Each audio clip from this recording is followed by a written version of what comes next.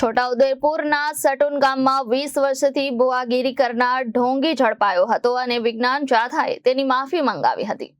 છોટાઉદેપુર જિલ્લાના પાવી જેતપુરના સટુન ગામમાં વિજ્ઞાન જાથાએ એક ઢોંગી ભુવાને પકડી પાડ્યો છે। ગણપતભાઈ નાથુભાઈ નાયકા નામના આ વ્યક્તિ છેલ્લા 20 વર્ષથી ભુવાગીરી કરતા હતા। ગણપતભાઈ અનેક પ્રકારની ઢોંગી પ્રવૃત્તિઓ કરતા હતા। તેઓ વિદ્યાર્થીઓને પરીક્ષામાં પાસ થવા માટે મંત્રેલી બોલપેન આપતા, દર્દીઓને પગની બીમારીમાં માલિશ કરી આપતા, ઉપરાંત વિવિધ વિધિઓ માટે 1 થી 5,000 રૂપિયા સુધીની રકમ વસૂલતા હતા। છોટાઉદેપુર આદિવાસી વિસ્તાર હોવાથી અહીં બળવા ભુવા અને તાંત્રિક વિધિઓ કરનારા ઢોંગીઓની સંખ્યા વધારે છે। વિજ્ઞાન જાથાની આ કાર્યવાહી અંધશ્રદ્ધા નાબૂદી માટેનું એક મહત્વપૂર્ણ પગલું છે। હું અહીંયા ગણપતભાઈ ભુવા પાસે જોડા ગઈ હતી તો મારા પગ બતાવ્યો એને કીધું કે તમને હું માલિશ કરી દઉં। એટલે મેં કીધું મારા પગમાં ઓપરેશન આવે તો કે હોય કે હજારો માણસોને મેં કે હાજા કર્યા કરીને ઓપરેશન કે નહીં કરવું પડે અને મને તેલનું ગૂંઠણથી ઉપર સુધી સાથળ સુધી કપડાં ઊંચા કરીને મને માલિશ કરી દીધી અને પછી એટલે ચોખાની ચપટી દીધી। તમને બાધાનું કે પૈસાની માંગણી? હા, પૈસાનું કીધું કે તમને સારું થઈ જાય ને ઓપરેશન કરવું નહીં પડે, સારું થઈ જાય ને પાછા આવજો એટલે વિધિ કરવી પડશે। 4-5 હજાર રૂપિયા કીધા વિધિમાં। શું નામ તમારું? ગણપતભાઈ નાથુભાઈ નાયકા, ગામ સટુન।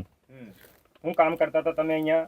અમને એક આ પગનો દુખાવો એમ કીધું, એ બેનને ખાલી તેલથી માલિશ કરી આલતેલો બસ। બોલપેન આલો છો શું છે? બોલપેન જો ભાઈ આ ગુરુદેવની આખી કે સત્ય નામના આધારે એક આ ટેક સત્ય નામના આધારે કે આ પરીક્ષામાં પાસ થઈ જતો હોય આ ભાઈ તો સરસ વાત, સદગુરુને મારો આદેશ। આ એની માટે તમે કેટલા રૂપિયા લેતા હતા? ના મેં તો ના પાડી। આ દોરો આપવાનો શું કારણ? દોરો બ્લેક દોરો કયો કારો દોરો બાંધો છો તમે? એનું રીઝન શું છે?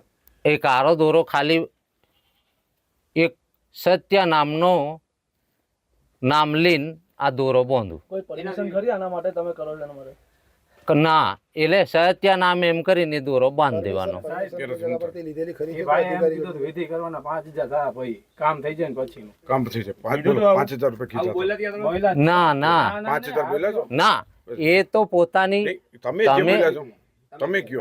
ગુરુદેવના આધારે ગુરુદેવનો જે ખર્ચો થાય પ્રસાદીનો, એ પ્રસાદી પ્રમાણે તમારે ચઢાવવાનો। કેટલો ખર્ચો થાય? એમાં તમારે જે ખર્ચો થાય એ પ્રસાદી તમારે લાવવાનું। કેટલો થાય પણ? એ તો મેં શું કીધું કે પ્રસાદી તમારે લાવવાની છે। કેટલો ખર્ચો થાય? ના, એ તો 1,000 નો થાય, 500 નો થાય, એ પ્રસાદી તમારે લાવવાની। પ્રસાદીમાં શું લાવવું પડે? પ્રસાદીમાં એક ખાલી સફરજન લાવવાનું થાય આ કીધું, પછી બીજું તો શરીફળ લાવવાનું થાય એ કીધું, કોઈક મીઠાઈ લાવવાની થાય। છોટાઉદેપુર જિલ્લાના પાવી જેતપુર તાલુકાના સટુન ગામમાં સીમ વિસ્તારની અંદર છેલ્લા 20 વર્ષથી ભુવાપણું કરતા ભાઈ ગણપતભાઈ નાથુભાઈ નાયકા કે જેઓ દોરા ધાગા, લોકોને પરીક્ષામાં પાસ થવા માટે બોલપેન, કોઈપણને પગમાં બીમારી હોય તો માલિશ કરવા, આવા અનધિકૃત કાર્યો કરતા હતા અને એની માહિતીના આધારે ખરાઈ કરતા સત્ય નીકળ્યું હતું। એમને આજે કબૂલાત આપી, તેઓ કબીર પંથના છે, શિષ્ય છે અને તેઓ બધી કબૂલાત આપી કે કોઈ પણ મહિલાના પગની અંદર આવી રીતે માલિશ કરાય નહીં મંજૂરી વગર। આવું બિનઅધિકૃત મેડિકલ સારવારમાં બાધા નાખતા હતા, દોરા આપતા હતા, પરીક્ષામાં પાસ થવાની બોલપેન આપતા હતા। તેઓ રંગે હાથે ઝડપાઈ ગયા છે અને એને કબૂલાત આપી અને માફી માગી અને આજથી કાયમી ધતિંગ લીલા અને કપટ લીલા બંધની જાહેરાત કરી છે। Reporter Faizan Khatri, Janadesh news, Chhota Udepur.